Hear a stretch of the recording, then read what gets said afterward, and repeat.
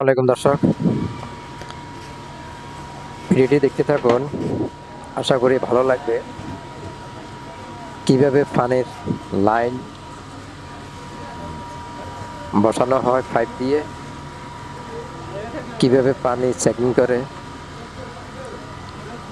পানিটার speed কতটুকু wait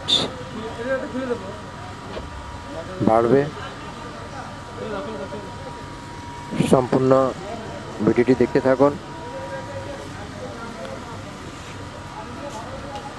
এখানে engineer আছে, চায়না ইঞ্জিনিয়ার আছে, বিদেশি। এটা হলো ভোল্টেজার।